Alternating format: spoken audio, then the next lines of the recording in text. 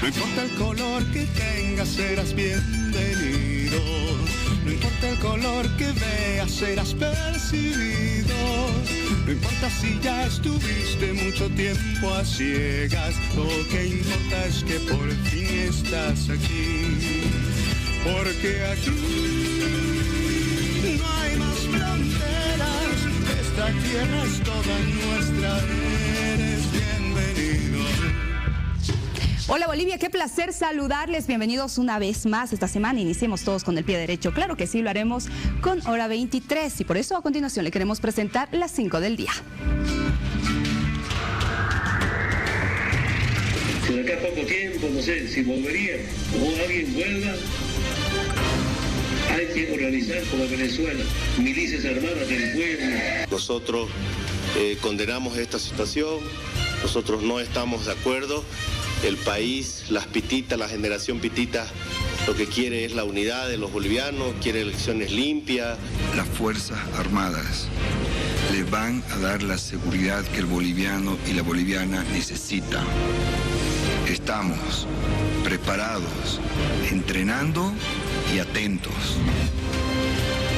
Es por eso que hoy declaramos el año de la lucha contra el feminicidio y el infanticidio.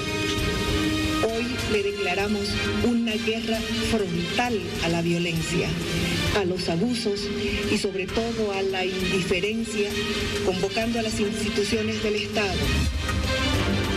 Estamos trabajando ya la consecución de los recursos para un nuevo Citygate en la zona sur, es decir, otro Sencata en la zona sur para la población y para simplificar el lenguaje hacia la población.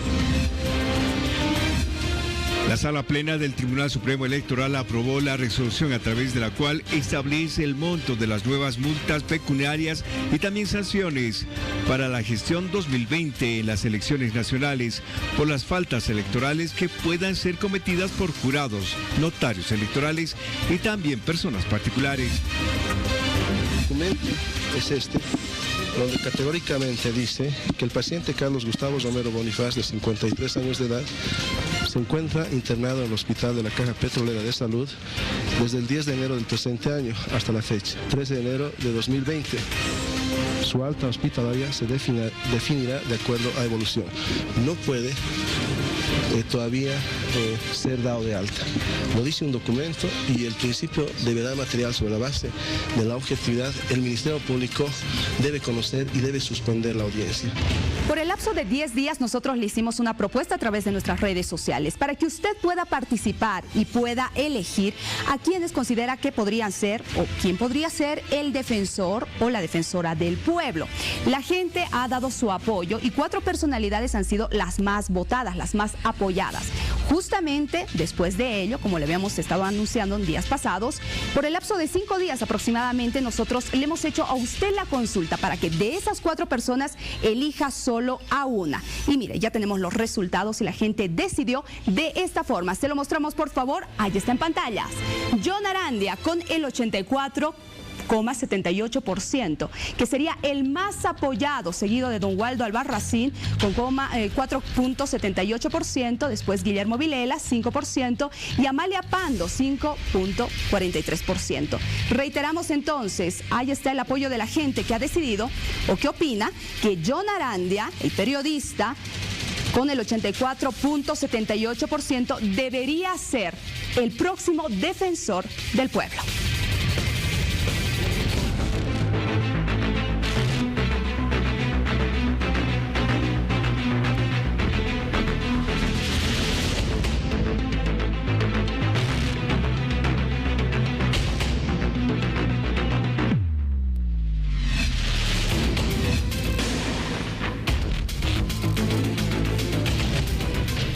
Escuche lo que dijo el expresidente de Bolivia, don Evo Morales Saima. Si volviera o alguien vuelva, hay que organizar como Venezuela milicias armadas del pueblo.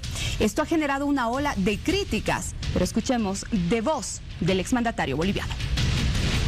Si de acá a poco tiempo, no sé, si volvería o alguien vuelva, hay que organizar como en Venezuela milicias armadas del pueblo. Inmediatamente conocidas estas declaraciones ha generado repercusiones y el gobierno ya se ha pronunciado al respecto y han advertido con iniciar una demanda en contra del expresidente de Bolivia, don Evo Morales Ayma. Estamos con el ministro de Justicia, el doctor Álvaro Coimbra. Qué gusto tenerlo acá. Buenas noches, bienvenido. Vania, la verdad que el placer es mío y aquí estamos con toda la predisposición de poder informar y responder las preguntas que usted tenga para nosotros. ¿Se ha anticipado ya otro proceso penal contra Evo Morales? Sí, a ver, nosotros tenemos una constitución política del Estado, tenemos un orden jurídico establecido, tenemos nuestro código penal, nuestro código de procedimiento penal y las leyes son de aplicación para todos, ¿no? Nadie puede estar incitando a la violencia, nadie puede estar incitando a delinquir, nadie puede estar realizando acciones sediciosas, nadie puede estar llamando a la intranquilidad, a la violencia, al terrorismo. Lo que nos plantea el expresidente Morales todos los días, desde su Twitter y desde sus declaraciones que hace a los medios de comunicación, es incendiar el país. El presidente Morales ya estuvo perdido 14 años. Perdido, no sabía lo que pasaba en el país. Hoy que no está en el país está mucho más perdido y haber perdido el poder también lo tiene bastante desubicado. El país lo que hoy quiere es tranquilidad, lo que quiere es paz, lo que quiere es futuro, lo que quiere es desarrollo. Todas las mediciones que salen todos los días que no son del gobierno te dicen que 9 de cada 10 bolivianos ve lo que ha ocurrido con esperanza. La gente está mirando hacia adelante. Los bolivianos, creo que desde el 82 que recuperamos la democracia hasta que entra Evo Morales, seguimos queriendo lo mismo. Queremos que se acaben los discursos encendidos, queremos que se acaben esos discursos de izquierda y derecha, esos discursos de panfleto que no le hacen bien a nadie. Los bolivianos queremos estabilidad, queremos seguridad. Y hay un hombre desde afuera que tuvo el poder 14 años en este país, que era el dueño y el señor de este país, que hoy obviamente no debe tener las comodidades que tenía antes y quiere incendiar el país y no sabe que ya mucha gente de su partido político quiere una reconducción democrática. Hay gente del MAS que quiere reconducción democrática. Hay gente del MAS que quiere ir a elecciones. Hay gente del MAS que sabe que ya no tiene el 54%, ni el 40%, ni el 30%. Están tratando de hacer institucionalidad democrática, pero nos damos cuenta que afuera hay un hombre que solamente sigue pensando en sus intereses personales como lo hizo los últimos 14 años. Son recurrentes este tipo de frases, discursos del expresidente Evo Morales, como usted señala. ¿Quién debería actuar en este caso? ¿Qué pasa con el fiscal general del Estado, por ejemplo? Bueno, nosotros creemos que en base a las competencias que tiene el fiscal general del Estado, espero que ahora ya se haya iniciado hoy una investigación de oficio sobre las declaraciones que ha hecho. Mínimamente debería estarse requiriendo a la radio el audio original de esta declaración con la debida certificación de que al que se entrevistó fue al señor Evo Morales. Mínimamente es la primera actuación que debe hacer el Ministerio Público a la cabeza del fiscal general. Como segunda actuación, ya se tiene que trabajar también en la notificación internacional al presidente Morales para que venga al país a declarar sobre este nuevo caso. Tiene que venir a declarar sobre a qué se refiere con hacer milicias armadas. Yo no sé, la verdad, qué es lo que piensa el señor Morales, pero él nos llevó a un referéndum, si vos recordás, el 2009 para la Constitución Política del Estado. Y esa Constitución que ellos aprobaron a fuerza de muchas cosas, es la Constitución que menos respetan. En la Constitución Política del Estado se establece que la seguridad interna del Estado está a cargo de la policía. Y la seguridad externa está en las Fuerzas Armadas. No habla de más cosas. Todo lo demás que se hable de armar a alguien es delito. Si yo el día de mañana aparezco dándole arma a mis partidarios, estoy cometiendo delito y debo ser juzgado. Y no puedo apartarme de ese juzgamiento bajo argumentos muy pobres de que soy perseguido, soy pobrecito, que nadie me quiere, me discriminan. Esos discursos ya no sirven en Bolivia. En Bolivia necesitamos gente seria, gente como la presidenta Áñez, que está haciendo las cosas de manera responsable y seria, sin victimizarse. Nosotros estos 14 años, Vania, junto a la presidenta y junto a muchos líderes, fuimos perseguidos, procesados, y no salíamos a las cámaras a decirle a la gente que la íbamos a armar porque estábamos procesados. Nos quedamos en este país, asumimos la responsabilidad de defendernos y demostramos con el tiempo y con la ayuda de la población que este era un gobierno autoritario y se está demostrando hoy. Se sostiene todavía que el expresidente debe retornar a Bolivia para rendirle cuentas a la justicia, pero también hay otros sectores que dicen que no vuelva al país, porque eso podría incendiar más. Por supuesto, a ver, hoy más de 2/3 de este país que respiran tranquilos en la calle, que te encuentran en la calle y te dicen gracias por lo que están haciendo, que nunca más vuelva Evo Morales a este país, que nunca más venga este señor a este país. Yo lo entiendo el sentimiento. Y es más, si querés hasta lo puedo compartir el sentimiento, ¿no? Pero también hay otra parte que es la institucional.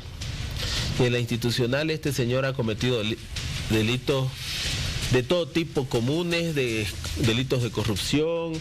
Se tendrá que hablar en su momento el caso de terrorismo del Hotel Las Américas, que se está cayendo a pedazos, que la gente ya está empezando a apuntar quiénes armaron este caso.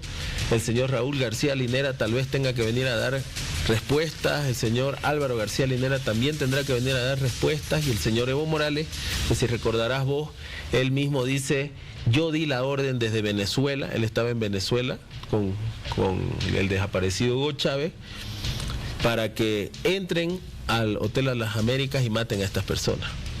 Entonces, también está lo institucional, así como han vuelto otros en su momento. El señor Evo Morales en algún momento tendrá que volver a Bolivia y sentarse en el banquillo y, bueno, tendrá que hacer sus descargos porque él dice que nunca hizo nada, ¿no? A propósito de cárcel, usted ha señalado ello. Escuchemos lo que dijo esta tarde en un medio internacional el expresidente Evo Morales. A ver, aquí hay un tema muy sencillo para entender. No sé cómo ustedes pueden analizar. En tiempos de colonia, víctima del imperio de turno era Túpac Katari. En tiempos de república era víctima del imperio de turno, así como Inglaterra, cuando imperaba o dominaba, decía: extermina al movimiento indígena. En esos tiempos, Evo y su pueblo somos víctimas de Estados Unidos, directamente en Bolivia. Entonces, hasta ahora no pueden como destrozarnos, y felizmente nuevamente el movimiento indígena originaria con mucha fuerza se levanta. Entonces usarán a Evo especialmente para querer dañar a algunos países. Personalmente no quiero hacer daño a nadie y trato de buscar estar en Bolivia. En un momento pensé en México. Primero, para no perjudicar a un país. Tal vez prefiero estar encarcelado en Bolivia que para estar perjudicando a algún país. Segundo, también pregunté, ¿de dónde sirve Evo Morales en este momento? Como va a haber nuevas elecciones, ¿Evo asilado en México o Evo refugiado en Argentina o Evo, no importa, encarcelado en Bolivia? Eso pensaré futuramente, pero no quiero perjudicar a nadie. Lamento mucho los chantajes, condicionamientos de Estados Unidos, que no es por primera vez, saben ustedes. Ahí está, usted ha escuchado, prefiere estar en la cárcel antes que perjudicar a algún país, dijo él. Bueno, ya perjudicó a México, tuvo que salir de México, seguramente las cosas ya no están siendo muy cómodas en la Argentina. La Argentina tiene problemas de crisis económicas muy profundos. Yo sé que los organismos internacionales que tienen que ver con ayudas económicas le han dicho a la Argentina que tiene que frenar un poco a este señor Evo Morales, porque va más allá de cualquier institucionalidad democrática y más allá de su condición de refugiado, ¿no? Seguramente la Argentina ya le ha dicho: señor, usted nos está perjudicando, pero más allá de eso, el señor Evo Morales siempre ha jugado al papel de víctima. Siempre ha sido víctima, todos somos malos. Yo tenía 22 años cuando el señor Evo Morales llegó a presidente, pero a mis 22 años ya era culpable de todos sus problemas, ¿no? Porque todos somos vendepatrias, todos somos tiranos, todos somos gringos en este país, todos alabamos al tío Sam. La realidad es que el señor Evo Morales tuvo 14 años como oportunidad de vida para hacer las cosas bien para este país, y a lo que se dedicó fue a la corrupción, a socapar el narcotráfico, a no hacer nada por la salud, a no hacer nada por la educación ni por el bienestar de los bolivianos. Si el señor Evo Morales piensa que volviendo al país va a incendiar el país, eso no va a ocurrir. Yo te decía que más de 2/3 hoy del país lo que quieren son elecciones, ir hacia adelante. Evo Morales no solo ha perdido su organización política, la cual ya está en manos de nuevos liderazgos, sino que también ha perdido la coacción, y fíjate vos que esto es muy importante y tal vez él no lo analiza porque sigue aturdido. Ha perdido el aparato estatal. La gente hoy, vos visitás los ministerios, visitás cualquier entidad del Estado y la gente, ¿sabes qué te dice? Que se siente aliviada, que se siente tranquila, porque ya no hay quien los amenace que se van a ir votados, que nadie les está pidiendo el 5% de su sueldo, que nadie los está coaccionando, ¿no? Cuando yo te cuento como anécdota, los primeros días que estuvimos nosotros en el ministerio, vinieron a buscarnos los del Fondo Social, que habían estado organizados ahí, y nos dicen: ¿y ahora a quién les damos los aportes? ¿Qué aporte? Los aportes de los más de 400 funcionarios que tiene el Ministerio de Justicia. No, aquí no hay ningún aporte. No, es que tenemos que darle a alguien el aporte. O sea, la gente tenía en su chip que debía ser extorsionada. Y es así como manejaban el gobierno. Esa gente ya nunca más va a votar por Evo Morales. Ha perdido su organización política y ha perdido esa coacción estatal que tenía sobre más de 400.000 funcionarios. El Estado Central tiene más de 400.000 funcionarios. O sea que si vuelve Evo Morales, yo estoy seguro que hay muchos dirigentes, no los voy a mencionar para no incomodar, pero hay muchos dirigentes en el MAS que quieren ser presidentes, que quieren ser diputados, que quieren ser senadores. Y si el expresidente Morales vuelve, se va a tener que sentar ante el Ministerio Público, ante un juez, y seguramente luego de que se haga un proceso debido, con derecho a la defensa, lo que él no le dio nunca a la oposición, va a tener que ir preso. Ahora, ¿qué viene de aquí en adelante? ¿Harán la representación a instancias internacionales? ¿Qué hará Bolivia para frenar este tipo de declaraciones del expresidente? Bueno, primero nosotros vamos a solicitar que se cumplan los tratados sobre refugio. Ya habíamos mandado una interpretación a través de la canciller Karen Longaric para que se manifiesten cuáles son los alcances de este tratado en Montevideo. Más allá que nosotros lo sabemos, pero lo necesitamos de manera oficial. También vamos a ir a todas las entidades internacionales a hacer nuestra representación. Sabemos que hay audiencias de la CIDH en marzo. Nuestro embajador Aparicio también en la OEA está haciendo un extraordinario trabajo. Y bueno, la comunidad internacional entiende también a través de sus representaciones acá que lo que este gobierno quiere son elecciones y que lo único que ha buscado es pacificar el país. Por eso lo decimos en todas partes que vamos. Aquí no se le cierran las puertas a nadie, aquí no se hace vendetta con nadie, aquí nos sentamos en las mesas donde nos llamen para poder llegar a acuerdos, porque creemos que este país lo que merece, ya merece este país, es un tiempo de tranquilidad, un tiempo de desarrollo. ¿Qué diferencia existe entre guardia comunal, policía sindical, seguridad sindical y milicias? Bueno, ninguna. Lo primero que entre todas su común es que no están en la Constitución Política del Estado. Luego, como lo quieran plantear, todo lo que está fuera de la Constitución Política del Estado y todo lo que está fuera de las leyes es ilegal, ¿no? Y puede caer en delito. Recordarás vos cuando cercaron Santa Cruz a la cabeza del ex senador Fidel Surco. Esa gente estaba armada. ¿Y para qué se arma la gente? Para matar. Los únicos que tienen la posibilidad, si vos querés, de utilizar armas de fuego en este país son los policías y los militares, que tienen que hacerlo para defender a la población, no para ir en contra de la población.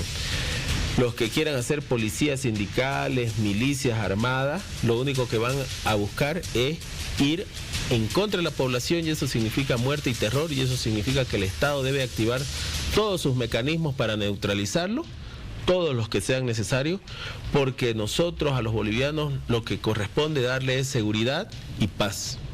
Pasemos a otro tema, por favor. Hoy se han suspendido las declaraciones del exministro de Gobierno, Carlos Romero. De él también se está hablando mucho estos últimos días por diferentes casos. ¿Cómo va a actuar la justicia en relación a ello?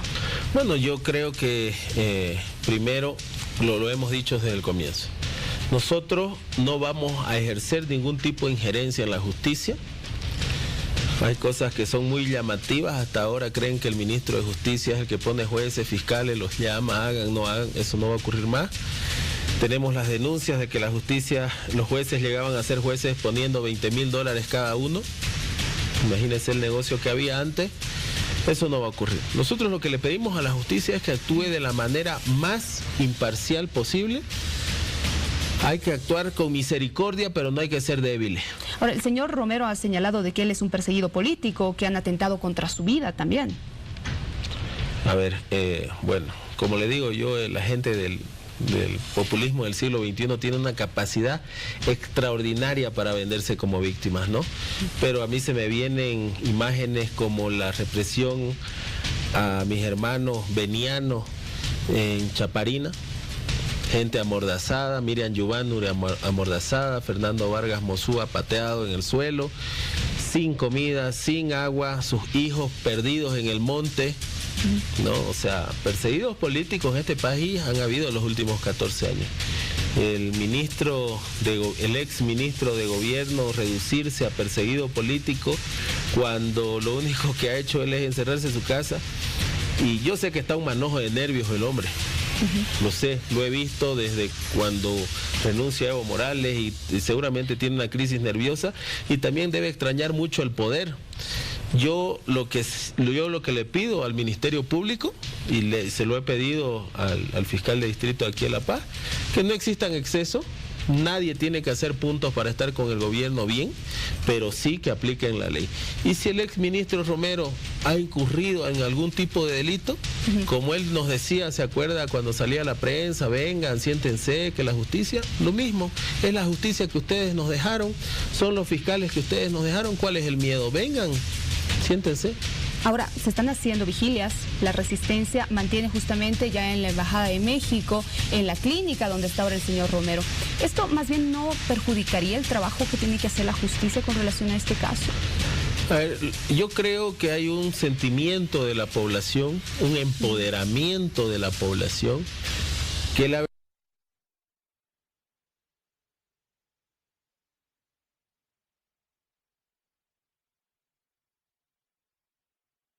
sur, de gente que se les iba a entrar a sus casas, iba a violar, iba a matar a sus mujeres, a sus hijos, dinamitas, lo desencata. O sea, hemos vivido unos momentos muy duros, pero ese empoderamiento que hoy tiene la gente es que esto no puede volver a pasar. Y yo entiendo el sentimiento de la gente respecto a identificar a ciertos actores que pudieron habernos hecho daño en este tiempo. Mientras la resistencia, como dice su nombre, es pacífica, es de vigilia, y no solamente están vigilando a la gente del MAS, están vigilando también que nosotros hagamos las cosas bien, porque nosotros, si querés, hemos heredado un triunfo de la población que tenemos que saberlo administrar. Yo no creo que perjudique de ninguna manera. No creo que perjudique porque los fiscales están haciendo su trabajo, los policías están haciendo su trabajo y los jueces están haciendo su trabajo. Lo que la gente está haciendo es un seguimiento a que la impunidad no se dé en nuestro país. Vuelvo al tema, ya para ir cerrando, por favor, señor ministro, vuelvo al tema del señor Carlos Romero. No es el único caso, ¿no? Hoy se ha conocido también de una reunión secreta entre el supuesto narcotraficante, el señor Pedro Montenegro, y el exministro de Gobierno, Carlos Romero. ¿Qué significaría esto? Bueno, a ver, nosotros siempre lo dijimos desde la oposición cuando estábamos haciendo fiscalización. Yo lo dije y salieron a responderme algunas barbaridades los ministros. En este caso era el ministro Quintana y el ministro Romero, en su momento, cuando estaban todavía en sus cargos. Aquí ocurrió algo. El ministro Quintana, usted sabe que era el operador político del MAS en el Beni. Él era el encargado de elecciones, el encargado de la persecución política, y además era el encargado del negociado del narcotráfico que hay en el Beni. Cuando a Juan Ramón Quintana lo asilan, por decirlo así, de alguna manera a Cuba, lo llevan de embajador, el que se hace cargo del Beni territorialmente es el ministro Romero. Asume todo lo que le dije: campaña, persecución política y narcotráfico. Vuelve Juan Ramón Quintana y empiezan sus peleas internas por retomar el poder. Narcotráfico en el Beni es escandaloso, ¿no? Y estaba metido en ese momento Asana, la DGAC, temas de combustible, lo hemos denunciado, o sea, no es que lo estamos denunciando ahora. Recuerda usted que se agarra al director de fortalecimiento municipal de la gobernación del Beni, del anterior gobernador Alex Ferrier, con más de 200.000 litros de combustible, y estuvo preso por un tiempo nomás y salió. Secretario de la gobernación, el secretario de Medio Ambiente, agarrado con droga. O sea, esto era escandaloso y se sabía. Luego de la pelea se empiezan a sacar los trapitos al sol. Quintana le saca el caso de Montenegro a Romero para debilitarlo, para poder llevárselo, si quiere usted, arrastrado con Montenegro, y Romero le saca el caso de Mayerlin Casteo, del clan Casteo, si usted recuerda. Entonces, esa era una pelea entre ellos. Yo no dudo que haya habido esa reunión. Romero no solamente manejaba clanes de narcotráfico, manejaba el tema de la cárcel de Palmasola, cuánto recaudaba en la cárcel de Palmasola. O sea, todas esas cosas van a ir saliendo porque las investigaciones están, ¿no? Son cosas que la hemos denunciado cuando éramos parlamentarios, lo ha denunciado Yanine Áñez. O sea, todos los parlamentarios que éramos oposición lo hemos denunciado. Bueno, ministro, me quedo con esta frase, grave por cierto, ¿no? Estas pugnas del poder entre dos hombres muy fuertes del MAS. Estamos hablando del señor Romero y también el señor Quintana. Y nos gustaría invitarlo para otra oportunidad. Hay temas muy urgentes, como el caso de los feminicidios y también los infanticidios. Y a propósito de la declaratoria que ha hecho hoy la presidenta Yanine Áñez. Gracias. Nosotros estamos a disposición de ustedes para cuando ustedes lo requieran. Muy bien, le agradezco mucho. Muchas gracias. Que le vaya muy bien. Tenemos más en Hora 23. No importa, serás percibido.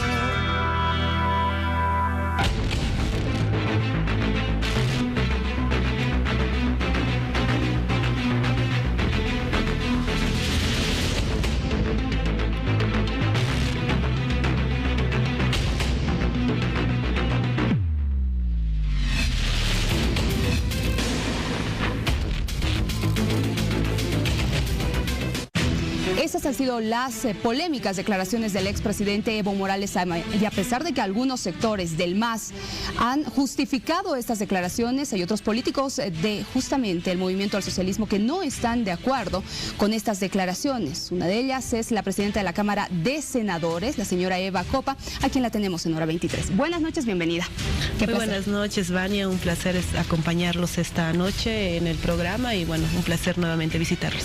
Bueno, ¿qué le parece si escuchamos lo que dijo el expresidente de Bolivia desde la Argentina? Si de acá a poco tiempo, no sé, si volvería o alguien vuelva, hay que organizar como en Venezuela, milicias armadas del pueblo. Milicias armadas como en Venezuela, hay que organizarlas si es que él retorna o alguien retorna al país, señaló. ¿Estas declaraciones son prudentes en un momento en el que se está buscando pacificar el país? Bueno, tendrá sus razones el por qué ha hecho este comentario, pero creo que es importante respetar la Constitución, y la Constitución reconoce dos instituciones que mantienen el orden interno y externo, que es la policía y las Fuerzas Armadas, y ninguna otra, ¿no? Ahora, han habido algunos dirigentes del mismo movimiento al socialismo que han señalado que ya existen estas milicias, no armadas, pero sí han hecho referencia, por ejemplo, a aquellos sindicatos policiales o sindicatos de control que estarían en el trópico de Cochabamba. ¿Hay milicias en Bolivia o no? Bueno, no sé si es el nombre que se debería de dar a estos grupos de personas. Por ejemplo, en el Alto, que nos falta seguridad ciudadana, nosotros tenemos guardias vecinales que nos comunicamos por silbatos o por otras contraseñas que se tienen, pero creo que no es el nombre el cual se debería de dar, ¿no? O sea, ellos tienen tareas específicas en torno a la seguridad ciudadana de un barrio determinado, o en los ampliados cuando tenemos los guardias sindicales para que se mantenga el orden. Entonces, pienso que no es el nombre indicado, ¿no?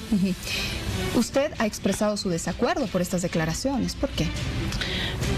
Creemos que, personalmente creo que nuestro país ha vivido un momento muy difícil entre octubre y noviembre, ha sido fuertemente golpeado por la violencia y creemos nosotros que la violencia no se soluciona con más violencia. Los políticos deberíamos de tener esa madurez para poder entablar las mesas de diálogo y solucionar en esa mesa los diferentes criterios que nosotros tenemos y buscar soluciones, ¿no? Este tipo de declaraciones del expresidente son recurrentes. ¿Hay alguien que lo asesora todavía? Bueno, el pueblo boliviano será el que juzgue quienes están alrededor de nuestro hermano allá y creo que es importante también a él que le llegue una información fidedigna, real de lo que pasa en nuestro país y de que ellos también puedan tener esa madurez de tomar decisiones en torno a la situación y a la coyuntura que vivimos, ¿no? ¿Todavía considera que su entorno le está haciendo daño? Yo no me voy a retractar de nada de lo que he dicho desde que he asumido la presidencia y mientras estén ellos a su alrededor pienso que se va a tener este tipo de tropiezos, ¿no? ¿Qué le parece, senadora, si vemos por favor y escuchamos a continuación lo que han dicho otras autoridades también en el país con relación a estas declaraciones?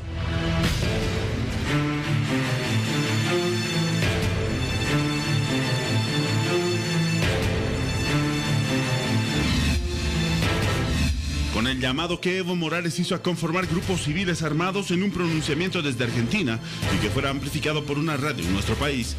Si de acá a poco tiempo, no sé, si volvería o alguien vuelva, hay que organizar como en Venezuela, milicias armadas del pueblo.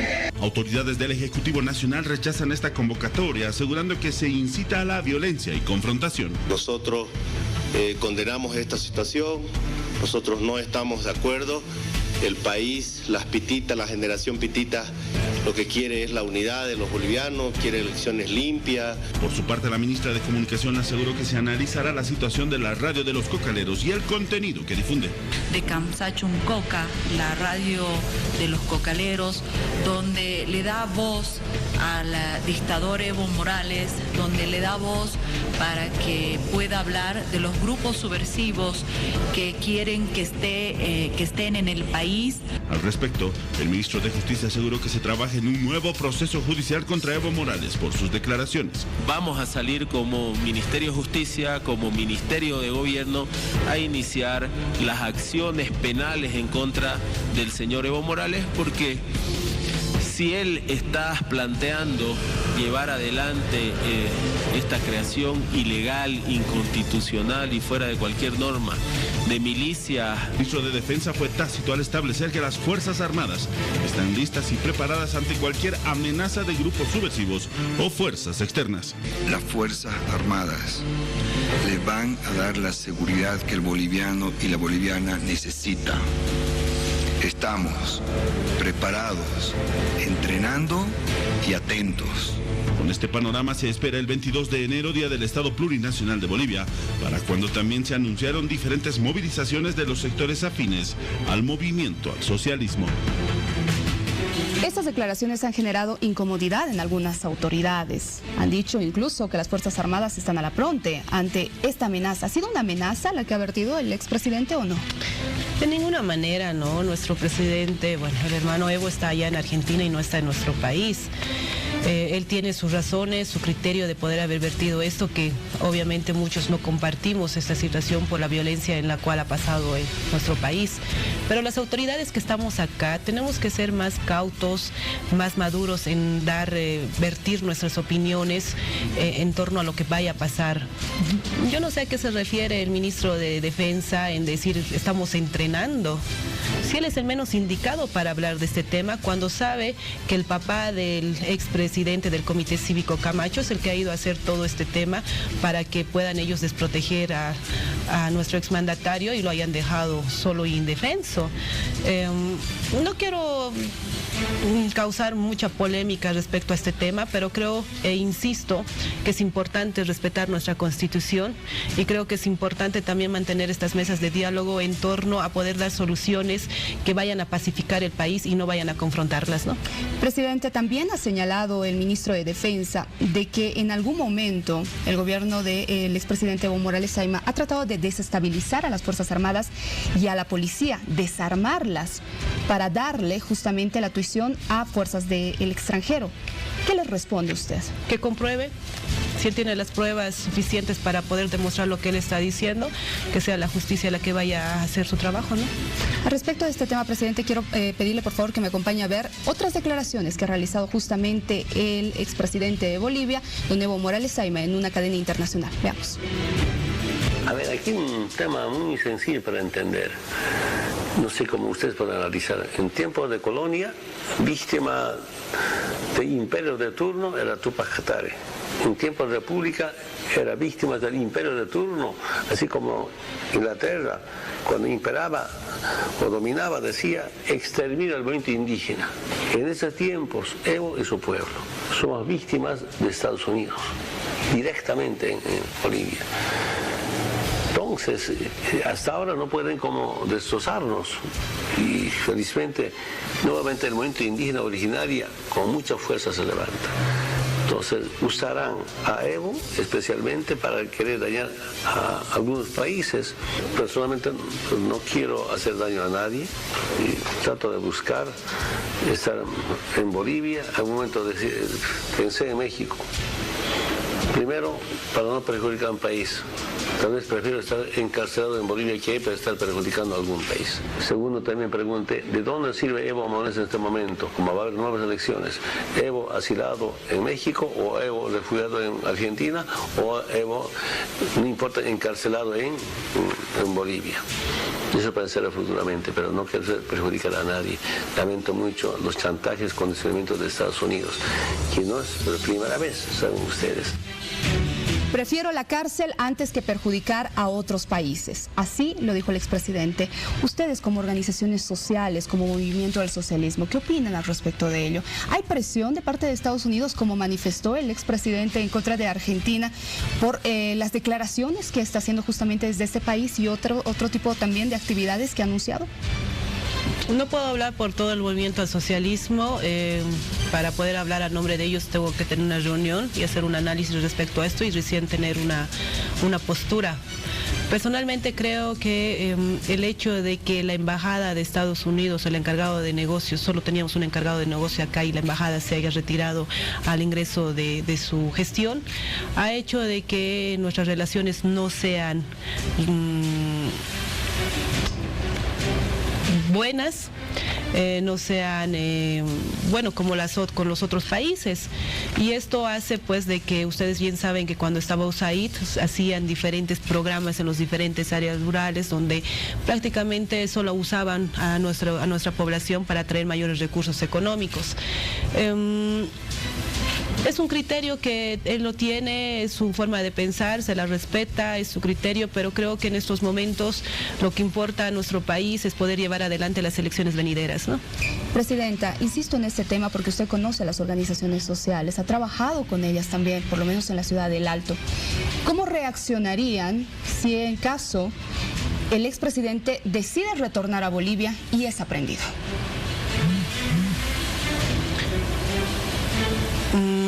No se ha hecho, Vania, el análisis, no quiero pecar de poder dar una respuesta que tal vez vaya a tener mucha controversia. Pienso que esto se tiene que analizar con la cabeza fría en torno a estas posibilidades, como bien tú lo mencionas.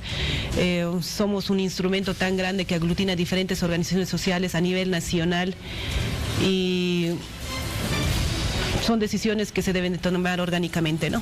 Muy bien, entendemos aquello. Presidente, ahora hablemos, por favor, de la aprobación ya en la Cámara de Senadores, en grande y en detalle, justamente, de este proyecto de ley de cumplimiento de los derechos humanos. Ha cambiado de nombre, ¿no es cierto? Y se ha modificado, ¿qué artículos? Bueno, esta ley de cumplimiento de derechos humanos, que lo tengo acá, es una ley que ha sido consensuada por las dos bancadas del PDC y Unidad Demócratas. Es por eso que se lo ha mandado con consulta a la Comisión de Constitución, la cual preside el senador Ortiz, haciendo la nueva ley que ha sido modificada de forma y de fondo. Ha habido dos artículos que han estado con mucha observancia, muy polémicos, diría yo, el artículo 7 y el 8, el 7 que habla del mandato constitucional en torno a los asambleístas, gobernadores, alcaldes, concejales municipales, departamentales y los asambleístas nacionales y otros. Este artículo se lo ha sacado porque nosotros creemos que el fondo de esta ley pasa por el resarcimiento de los daños de las personas afectadas en octubre y noviembre. Se le ha quitado también el artículo 8 que hablaba del tema de los salvoconductos. Ustedes bien saben que hay ministros que se encuentran en la Embajada de México pidiendo asilo y pidiendo sus salvoconductos para salir del país. Algunos de ellos ya cuentan con notificaciones por algunas investigaciones judiciales que se les está realizando. Nosotros no queremos no queremos pecar de buena fe y es por eso que se los ha sacado estos dos artículos. Esa ley básicamente tiene por objetivo cumplir los acuerdos que se han firmado en las mesas de negociación en Palacio Quemado con diferentes organizaciones. Aquí está la firma del exministro, que ahora ya no es el ministro de Gobierno, de Presidencia, la ministra de Comunicación, viceministro de Seguridad Ciudadana y otras organizaciones. Lo mismo pasó con nuestro ministro de Gobierno, nuestro ex colega Arturo Murillo, que también él firmó acuerdos con los sectores afectados de Cochabamba y otros departamentos. Quiero recordarle al senador Ortiz que si bien él menciona de que no se ha cumplido los plazos o el procedimiento, quiero recordarle a él que el que entró al receso fue el Parlamento y no el Ejecutivo. Y esta ley tiene por prioridad el resarcimiento de los daños de las personas afectadas. ¿Qué pasa con las personas que han perdido el familiar, el sostén de la familia? ¿Qué pasó con los huérfanos, con la viuda, con las personas heridas? La gente ya no tiene plata para pagar el tratamiento que tienen sus familiares. Nosotros hemos exigido en estas mesas que se pueda formar una comisión especial entre el Ministerio de Justicia, las personas afectadas y un equipo multidisciplinario que haga un estudio familia por familia. Pero el gobierno de transición de Yanine Áñez ya ha aprobado justamente un decreto para la indemnización de las víctimas de esas fechas, de estos conflictos. Hay algunos asambleístas que dicen que este proyecto de ley es innecesario. ¿Qué les responde? Primero hay que consultar pues al sector afectado, si está de acuerdo o no está de acuerdo, Vania. Hay que ponerse en el lugar del otro. Las familias han vendido hasta lo último, ya no tienen recursos para seguir yendo a hacer su tratamiento. Las personas heridas, las personas que han fallecido, ya no tienen los recursos. Entiendan por favor que estas familias tienen que ser atendidas. Este decreto supremo que ha sacado el gobierno de transición se puede adecuar a esta ley. Lo que nosotros estamos solicitando es un reglamento que se trabaje con el sector afectado y que hagan un estudio de familia por familia. Ellos tenían un pliego petitorio, ellos no querían la indemnización, ellos querían el bono vitalicio o la renta vitalicia, el ítem de inamovilidad y el tema de ver la educación de sus hijos y ¿cómo le llaman esto? Un pack de víveres para las 36 familias afectadas. Entonces, para aclararle al país, esta no es una ley de impunidad. De ninguna manera, Vania. Yo invito a toda la población boliviana que pueda entrar a la página web de la Cámara de Senadores, de la Cámara de Diputados, de la Vicepresidencia, que lo lean en todo el contexto de esta ley. En ninguna parte de la ley habla de impunidad o de proteger a personas que hayan hecho daños ilícitos o hayan ido en contra de la Constitución. Yo reto a mis compañeros de las otras dos fuerzas políticas que me demuestren en qué artículo nosotros protegemos la impunidad. En ninguno, Vani, en ninguno. Y esta ley ha sido consensuada con ellos. Y esta ley también pasa por los acuerdos con estos sectores que han sido, afectados en estos conflictos de octubre y noviembre. Usted también señaló de que no aprobarse, en caso de no aprobarse o promulgarse en todo caso esta norma, podrían existir nuevamente conflictos en el país. Efectivamente, Vania, yo pido a la población boliviana que seamos tolerantes y respetemos nuestros criterios de uno o por otro lado. Todos los bolivianos tenemos derecho a pensar diferente, pero el objetivo tiene que ser uno, que es pacificar el país. Estamos entrando a la 6ª semana de lo que pasó en nuestro conflicto en octubre y noviembre. ¿Cómo es que hasta esta fecha no existe una lista oficial de cuántos fallecidos existieron? ¿De cuántos heridos existen? ¿Cuántas familias son las afectadas? ¿Cómo se están solucionando estos acuerdos al que llegaron de la persecución política a nuestros exdirigentes? Hay personas que han sido detenidas sin una previa investigación. Entonces, lo que nosotros queremos, Vania, no es que violen la Constitución, sino es que se cumplan los acuerdos y que se garantice la libertad de expresión y la libre locomoción. ¿Ya hay malestar? en los dirigentes, en estos sectores del Alto? Efectivamente, Vania, no es que la ley lo he hecho porque quiero hacerlo hoy o quiero hacerlo mañana. Nosotros tenemos pedidos de esos sectores que han llegado a un acuerdo. Yo soy del Alto.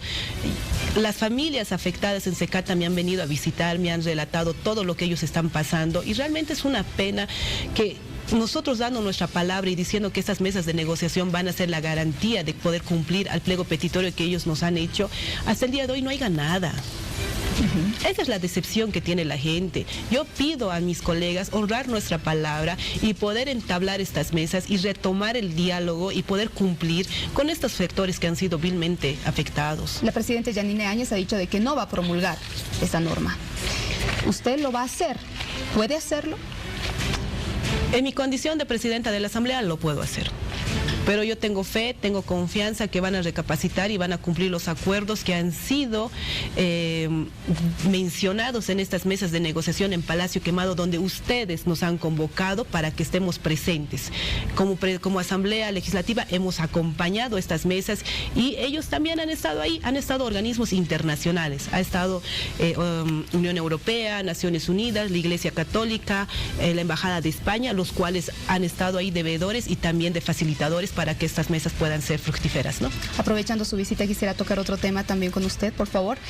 ¿Qué pasa con el binomio del movimiento al socialismo? ¿Ya se ha definido el binomio en Huanuni, allá en Oruro, o todavía no? Todavía no, Vania, efectivamente algunos departamentos, algunos sectores ya tienen sus candidatos.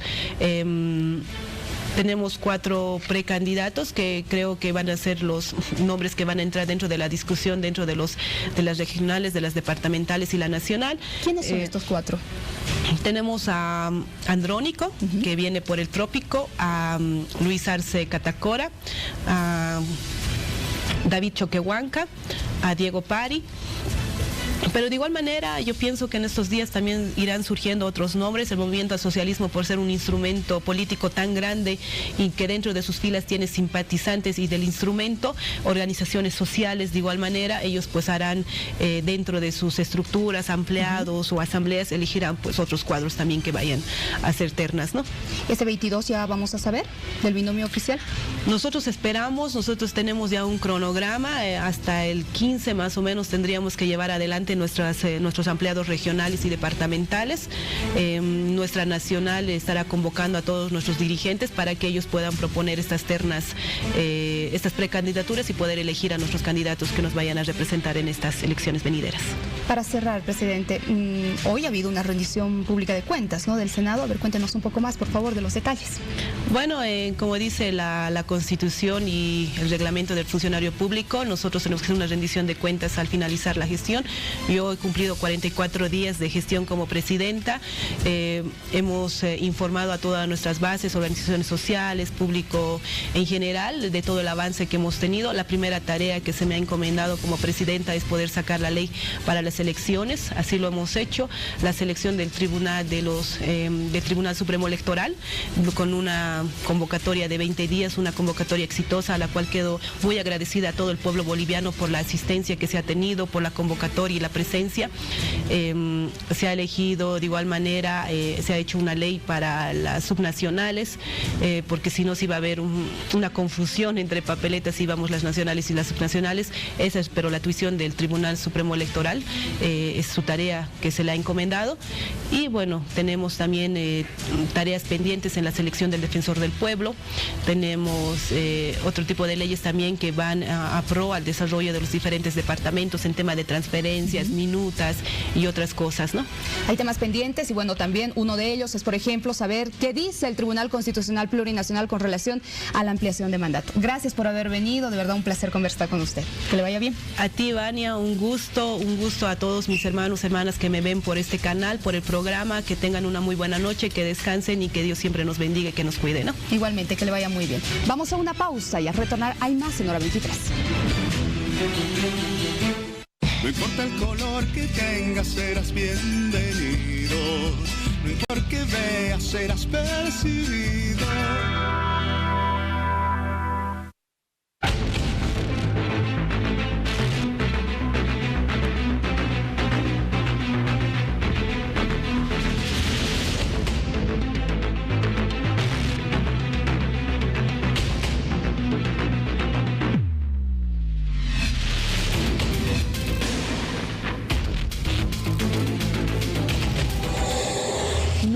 ciertamente es un tema, sí, de análisis, de debate, es un tema que tiene duras críticas, el caso terrorismo.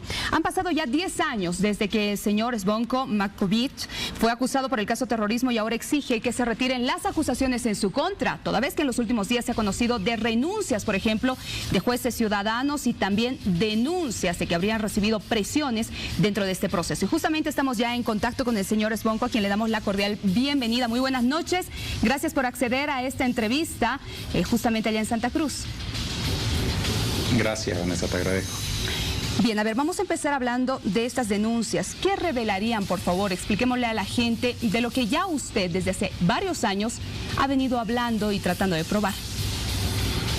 Sí, una de las juezas ciudadanas presenta una carta de renuncia donde ella cuenta todas las manipulaciones que habían dentro del caso terrorismo a nivel del tribunal. ¿A qué me refiero? Ella cuenta cómo el Ministerio de Gobierno, que es uno de los acusadores, era el que pagaba los viáticos y los viajes de estas juezas. Ellas, como este juicio, ellos son un tribunal que es de La Paz, y como este tribunal tenía que venir a Santa Cruz todas las semanas, esos viajes y esos viáticos para que ellas se mantengan acá, los pagaba el Ministerio de Gobierno. ¿Cuál es el problema con esto? El Ministerio de Gobierno es tu acusador y él está pagándole viajes y viáticos a los jueces, que son los que tienen que decidir quién tiene la razón, o los acusados o los acusadores. Entonces, al margen de eso, que por supuesto ya ese es un problema legal y ético, ella ya cuenta que por supuesto usaban eso para presionarlas, diciéndole, ustedes tienen que hacer lo que el que les está pagando les dice, y ustedes tienen que votar de esta manera.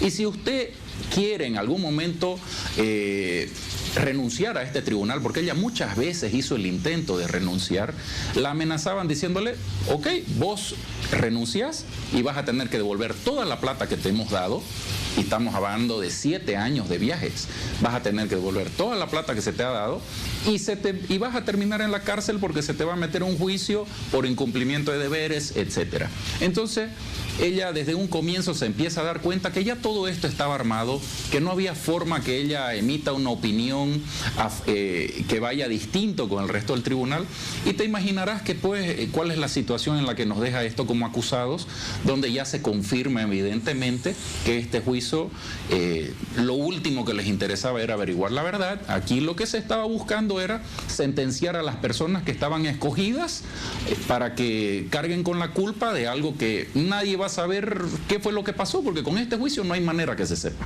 ¿Por qué considera que, de acuerdo a lo que señala, usted ha sido involucrado en este caso sin tener culpa alguna, como dijo? Ya vamos a entrar en el ámbito de la especulación. Nosotros, por ejemplo, hemos tenido conversaciones y no son conversaciones, lo han declarado dentro del proceso con los abogados que fueron primero despedidos y después encarcelados del Ministerio de Gobierno, que armaron esta acusación. Boris Villegas, Fernando Rivera, Denis Rodas, si se acuerdan ustedes por el famoso caso Ostreicher.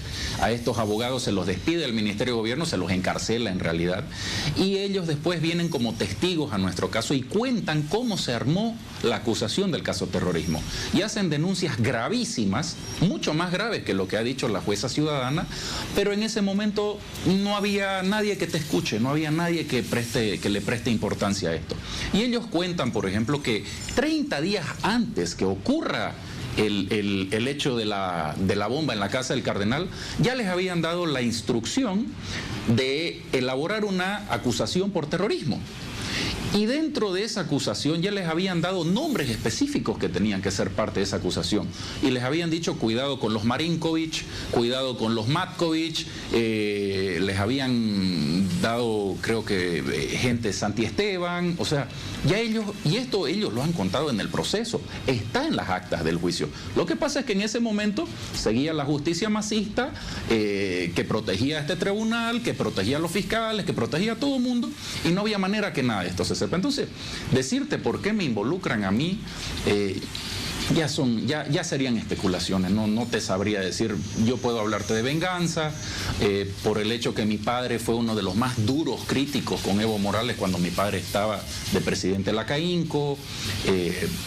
También me han dicho que el nombre, la historia cuadraba tener a otro croata más que hubiera estado supuestamente participando en separatismo, igual que a la familia Marinkovic de Branco. ¿Cómo te digo? No sé, pero si vos querés una fotografía de lo que fue en mi caso, es el hecho cuando Marcelo Sosa, cuando lo extorsiona a mi padre y le dice, yo soy la única persona que puede o sacarlo a su hijo del caso o pedir la máxima sentencia en contra de él. Entonces, a partir de ahí, vos te imaginarás que el papel aguanta cualquier cosa. Marcelo Sosa era el fiscal más poderoso y más protegido de Bolivia. Él podía hacer lo que sea con quien sea y efectivamente me mete a mí a la cárcel para poder tener esa palanca en contra de mi padre, ¿no? ¿Su padre accedió a pagar? ¿Y cuánto dinero habría cancelado? Claro, eso es una historia ya largamente conocida. En esa primera oportunidad a él le dicen hasta el mediodía tenés que conseguir, esto era como 7 de la mañana, y le dicen tenés hasta el mediodía para conseguir $50.000. Él no lograba conseguirlos, o sea, se dedicó toda la mañana, estuvo tratando de pillar quién le presta efectivo. Y al final, a eso de la 1 de la tarde, lo empezaban a llamar insistentemente, y él agarra y bueno, ya contesta y le dice, todavía no lo tengo. Bueno, le dicen, el fiscal se está yendo a la 1:30 de la tarde, tiene que tomar su vuelo. Si hasta esa hora no la tiene la plata, olvídese de su hijo. Entonces, bueno, esa es una de las historias más tristes que tengo para contar, ¿no? En otra oportunidad lo visitan y le dicen, esos $50.000 que usted pagó, lo siento, pero no, sabemos que no funcionó, pero bueno, lo siento, pero ahora son 200.000 más que tiene que conseguir. Y a mi padre ha contado la historia bastantes veces, que les dice, bueno, no tengo ya, esa plata ya no la tengo, bueno, la tengo en mi casa. Mandámosla a mi casa, ayúdenme a venderla y de ahí veamos qué se pasa. Y le dijeron que no, que solo podían hacer algo con efectivo. Entonces él les dice, bueno, entonces lo siento, pero mi hijo seguirá preso.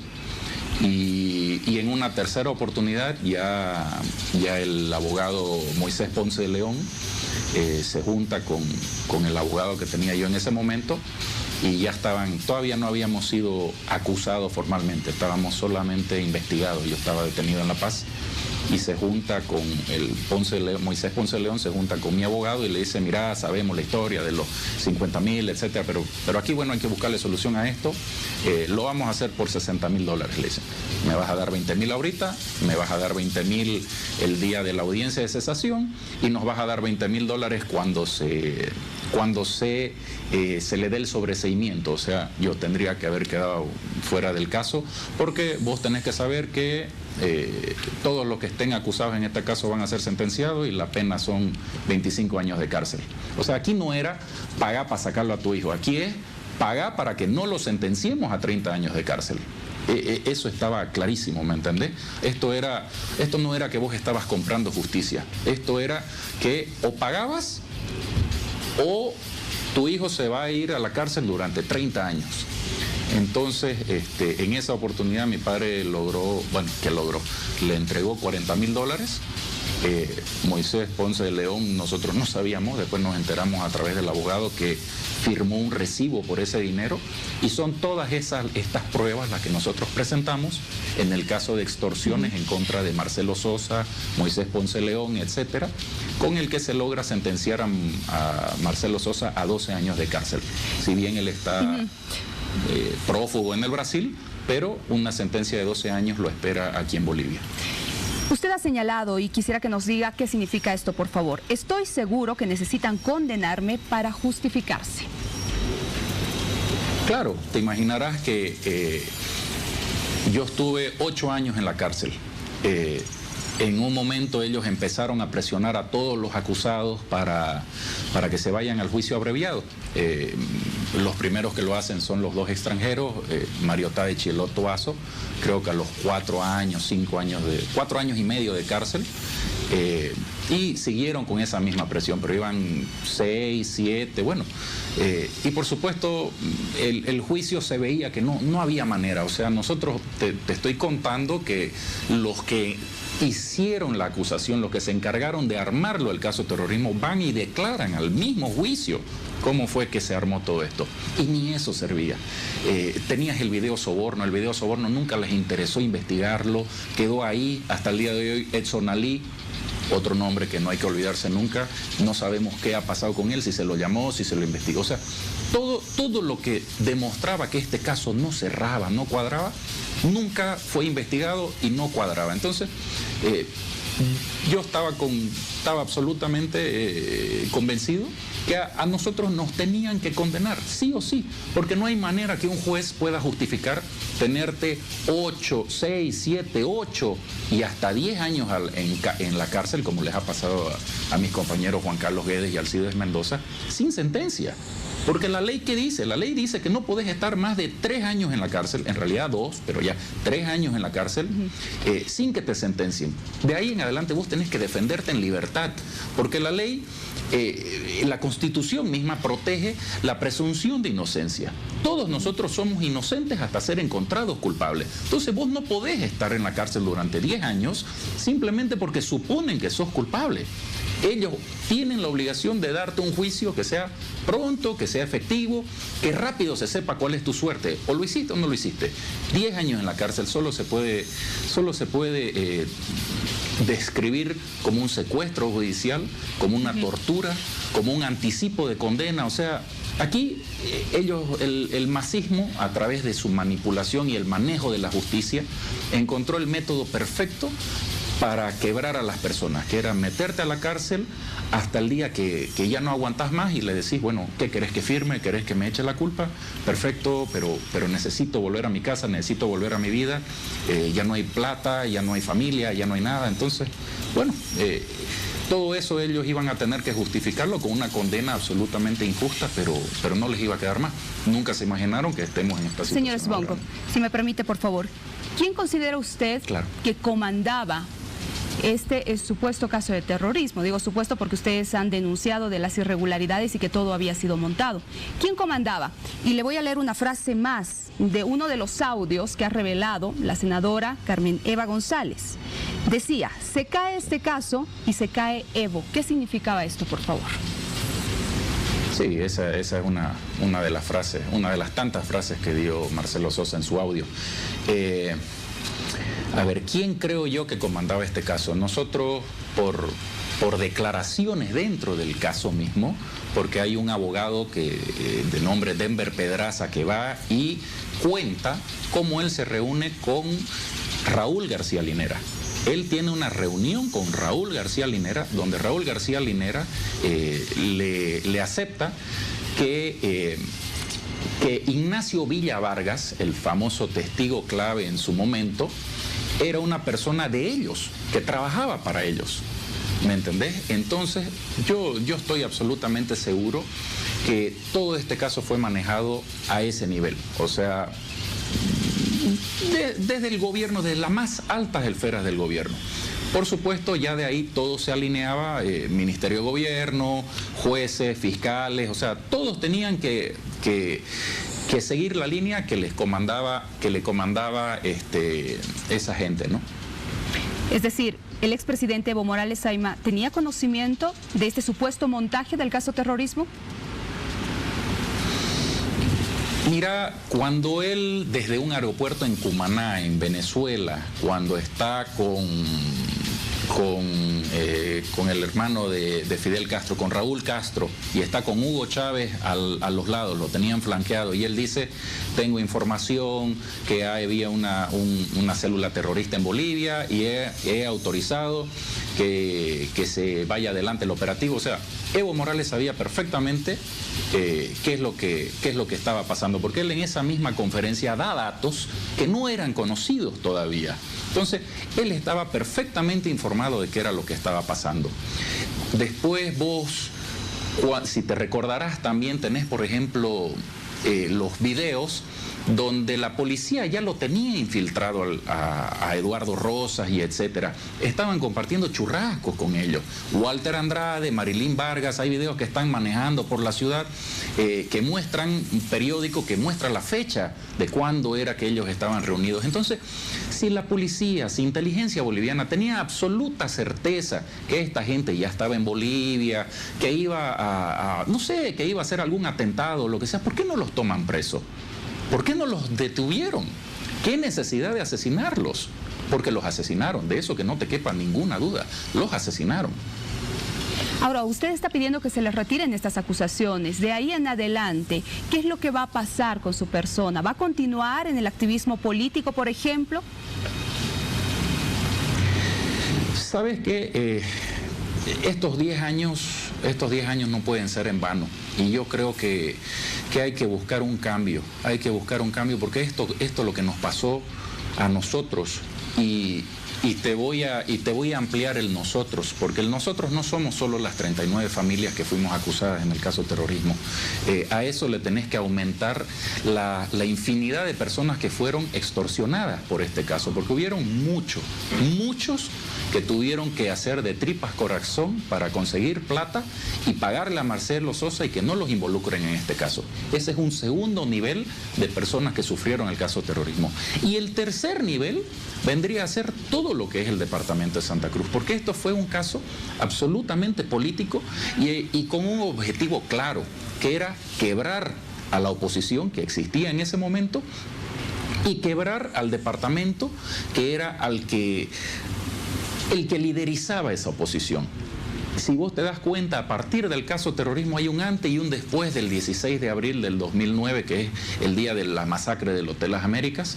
A partir de ese día, Santa Cruz sufrió 10 años de un naufragio político, de un naufragio dirigencial. La gente no quería estar metida en ninguna institución, los empresarios estaban con las voces embargadas. Yo conozco instituciones que hasta cambiaron sus estatutos para reelegir al mismo presidente porque nadie quería presentarse a las elecciones. Los estatutos decían que no había reelección dentro de esas instituciones y los cambiaron porque nadie quería saber nada. Todo el mundo estaba con miedo. El terror que sembró Marcelo Sosa y el gobierno en Santa Cruz justamente con nuestra imagen, porque nosotros éramos el vivo ejemplo de lo que pasaba con las personas que se oponían a este régimen. Estamos ya en una... Yo no hice nada para que ellos hagan esto, pero yo servía de ejemplo para que los demás sepan lo que te podía pasar. Ya estamos en una etapa preelectoral. Por ejemplo, el señor Branko Marinkovic ha señalado de que va a retornar al país, mañana lo hace, y que él podría ser candidato. Ahora, hay otra figura también de Santa Cruz, estamos hablando del señor Camacho. Él ha dicho de que no corresponde que el señor Branko Marinkovic sea candidato porque él ha sido exiliado o ha estado exiliado y las normas dicen que él debía tener una residencia en Bolivia de 2 años por lo menos. ¿Qué opina sobre ello? ¿Qué opina de este binomio? ¿Representa a Santa Cruz? ¿Representa también otro sector del país, el occidente, con el señor Pumari? A ver, vamos por partes. Sobre el binomio Luis Fernando Camacho y Marco Pumari, me parece fantástico que hayan podido arreglar sus diferencias. Somos seres humanos y uno, por supuesto que comete errores en la vida, todos los hemos hecho, y me parece lo mejor que pudo haber pasado que estas dos personas que arriesgaron su vida para que Bolivia recupere la democracia se hayan puesto de nuevo de acuerdo y busquen un nuevo rumbo para este país. Por supuesto que lo aplaudo. En el caso de Branko, mira, habría que... Yo no comparto el pensar de Luis Fernando. No sé si él ya después habrá tenido tiempo de reconsiderarlo o de analizar, pero Branko no es que estaba viviendo fuera del país porque quería vivir fuera del país. Branko era un perseguido político, Branko estaba exiliado, Branko no podía venir a Bolivia, porque si venía a Bolivia iba a correr la suerte que estaba corriendo yo, que corríamos los demás perseguidos, los demás acusados del caso terrorismo. Branko tenía una cruz sobre él, que si él volvía a pisar suelo boliviano, Nadie sabe qué podía pasar con él, si iba a ser trasladado a Chonchocoro. No te olvides que a don Leo, a Leopoldo Fernández, en algún momento el gobierno para tratar de quebrarlo, lo trasladó a Chonchocoro. Entonces, son decisiones que él tomó, pero tenerlo con total seguridad que si Branco no estaba en Bolivia no era por decisión de él. Con toda seguridad que él, si haya podido volver a su país, ya lo haya hecho hace mucho tiempo. Veremos qué es lo que pasa con las candidaturas. Seguramente también vamos a saber de usted en los próximos días. Le agradezco mucho por este contacto. Que le vaya bien. Buenas noches. Te agradezco mucho a vos. Seguimos con más. Ha vuelto a foja cero, sí, el caso del universitario Jonathan Quispe, quien habría fallecido, habría perdido la vida por el impacto de un balín. Hoy vamos a hablar a propósito de este tema y estamos con el licenciado Freddy Medrano, rector de la UPEA, y el doctor Marco Hinojosa, director jurídico también de la Universidad Pública de la Ciudad del Alto. Ambos, bienvenidos, buenas noches. Inicio ya consultándoles. Este ha sido el pedido que ha realizado justamente la UPEA, ¿no es cierto?, de que se vuelva a foja cero, que se vuelva a investigar y además 30 años de cárcel para el teniente Casanova. Bienvenidos. Muchas gracias por la invitación y gracias por la cobertura en este caso tan delicado y tan sensible, que obviamente no puede quedar en la impunidad. Recordar a toda su audiencia que un 24 de mayo de la gestión 2018 el universitario Jonathan Quispe y la universidad se moviliza y más o menos a la 1:45 de la tarde pierde la vida como producto de un impacto de un proyectil que no se sabía qué era, pero que después se determinó que era una canica, ¿no? Y hubo muchas versiones sobre esto, que habían sido los propios estudiantes que habían disparado la canica con un petardo, etcétera, etcétera. Y es la propia universidad, mediante una investigación que hace desde la parte jurídica, que logran determinar con la ayuda de los videos que evidentemente no eran los propios compañeros que le habían quitado la vida, sino más bien era producto del impacto de un proyectil utilizado por un oficial de la policía. Lamentablemente avanzó, se identificó el Ministerio Público, identificó un responsable, el Ministerio de Gobierno lo presentó. Lamentablemente en fecha 6 de marzo de la gestión 2019, entre gallos y medianoche, en un juicio abreviado, en un juicio en donde se ponen de acuerdo la parte, es decir, la parte denunciada y el fiscal, determinan simplemente 5 años de reclusión, sentencia por este caso. Eso ha causado indignación en toda la comunidad universitaria, ¿no es cierto?, del OPE y también la población del Alto. Ahora, el hecho de señalar de que se vuelve a foja cero, por favor, ¿qué significa para que la gente nos entienda? Bueno, en primer lugar, muy buenas noches y gracias por la invitación. Lo ha manifestado nuestra autoridad, estamos muy indignados nosotros, precisamente por el cambio de tipo penal, más que todo, que en ese juicio abreviado había solicitado este teniente Casanovas por homicidio, sin embargo la imputación era por asesinato. Entonces nosotros hemos fundamentado en la apelación correspondiente porque no estábamos de acuerdo con esta injusta sentencia que ha dictado el juez cuarto de instrucción del Alto. Es por eso que nosotros hemos hecho la apelación correspondiente y gracias a Dios los vocales relatores han verificado seguramente y han hecho la revisión correspondiente y han valorado la fundamentación que hemos realizado nosotros como Universidad Pública del Alto y se ha hecho el rechazo correspondiente a este injusto juicio abreviado y a esta sentencia de 5 años. Lo que nosotros como universidad estamos pidiendo y a petición de nuestros propios estudiantes, docentes, administrativos y la universidad en pleno es de que se haga justicia. Y gracias a Dios ahora vamos a volver a tener un juicio oral correspondiente. Ahora estamos ya en una etapa de la notificación que nos ha hecho el 6 de enero recién y seguramente el teniente Casanovas conjuntamente sus abogados van a seguramente hacer el recurso de casación. Estamos a la espera de eso, mañana se cumplen los 5 días que dicta nuestro procedimiento y inmediatamente nosotros vamos a pedir de que se haga el sorteo correspondiente al Tribunal de Sentencia para este juicio oral. Licenciado Medrano, ustedes han pedido el apoyo del ministro de Justicia. ¿Qué avances se han logrado a propósito para este caso? Bueno, nosotros hemos pedido desde el principio el apoyo de todas las instancias, ¿no? El Ministerio de Gobierno, el Ministerio de Justicia. En la gestión pasada hemos logrado muy poco avance.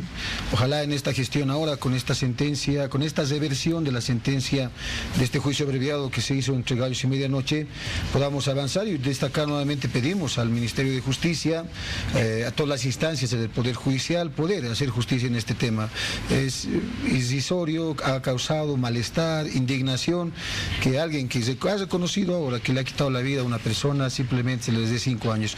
Y la universidad lo ha dicho siempre, lo que nosotros queremos es el esclarecimiento total de los hechos y por supuesto una sanción en todos los niveles que corresponde por las acciones que se han cometido en este penoso caso, que por supuesto no puede quedar impune. ¿Quiénes más deberían ser investigados en este caso? Porque han habido mandos superiores. Exactamente.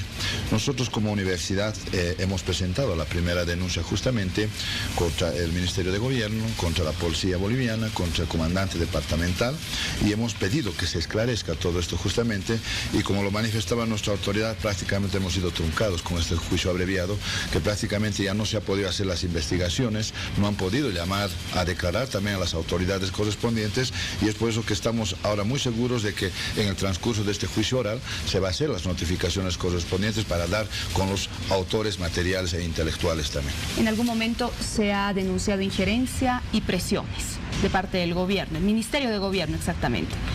¿Esto lo mantienen ustedes? Por supuesto, hemos dicho siempre, no porque cambie la coyuntura ni por cualquier tiempo, lo hemos denunciado siempre en la gestión 2018-2019, hemos esperado, mire, desde la apelación del 6 de marzo hasta la fecha, tanto tiempo para esto, ¿no? Y esperemos que esta vez, y creo que es una petición de todo el país, que la justicia tiene que actuar en el marco de sus atribuciones independientemente de cualquier presión. Y ojalá nosotros vemos en la sentencia de revocatoria que ha hecho los vocales, la anterior semana, vemos una luz de esperanza, porque yo quiero serles sincero, habíamos perdido un poco la esperanza y tal vez esperar un poco el sueño de los justos, etcétera, etcétera. La universidad ha declarado un estado de emergencia, el año pasado hemos estado en varias marchas, precisamente para lograr la anulación de esta sentencia de 5 años, ahora tenemos esta oportunidad, no queremos llegar a los mecanismos de presión, por supuesto, sin embargo, pues se tendrán que hacer, si el caso de las chicanas u otras circunstancias están ahí. Yo le quiero comentar que la familia es penoso verla porque hasta el momento no tienen un horizonte de la justicia para su hijo. Y es penoso no saber, yo creo que para cualquier persona, no saber qué va a pasar con los responsables de la pérdida de un joven que tenía 20 años, por supuesto tenía todo por la vida por delante. Ahora, usted, señor Medrano, acaba de señalar de que no quieren llegar a la presión, a las movilizaciones. Había ya el anuncio de los estudiantes de volver a salir a las calles. Sí, así es. Más bien, ya estábamos preparando, por supuesto, como lo habíamos anunciado el año pasado, ya las movilizaciones es un mandato del Consejo Universitario, de la máxima instancia de nuestra universidad. Ahora estamos esperando estos tiempos de la parte judicial, que los respetamos, por supuesto, pero entendemos que con un nuevo tiempo ahora, con un nuevo tiempo, ojalá, de institucional de la justicia, pueda resolverse a la brevedad posible. No está descartado para nada. Movilizaciones, reitero, es un mandato de nuestro Consejo Universitario. Ya para ir cerrando, por favor, doctor Hinojosa, ustedes están pidiendo la pena máxima para el teniente Casanova. Exactamente, tal cual lo habíamos manifestado, la imputación formal se ha realizado por el delito de asesinato. Y nosotros en este juicio oral vamos a pelearlo por ese delito de asesinato que la ley dice de los 30 años. Y los 30 años vamos a pedir para hacer justicia para nuestro compañero Jonathan Quispe. Muchas gracias, que le vaya bien. Muchísimas gracias a ustedes. Gracias por la cobertura y estamos a su disposición en cualquier momento. Claro que sí. Bueno, ahí está, ustedes han escuchado la Universidad Pública del Alto, indignada con la primera determinación, sin embargo, ahora que ha vuelto a foja cero, ellos van a pedir la condena máxima de 30 años para el teniente de policía Casanova. Vamos a una pausa en hora 23, ya volvemos. No importa de dónde vengas, serás bienvenido. Y bueno, así llegamos a la parte final. Espero que este programa haya sido de su agrado. El reencuentro mañana muy temprano. Permiso y buenas noches. No importa el color que tengas, serás bienvenido. No importa el color que veas, serás percibido. No importa si ya estuviste mucho tiempo a ciegas. Lo que importa es que por fin estás aquí. Porque aquí no hay más fronteras. Esta tierra es toda nuestra.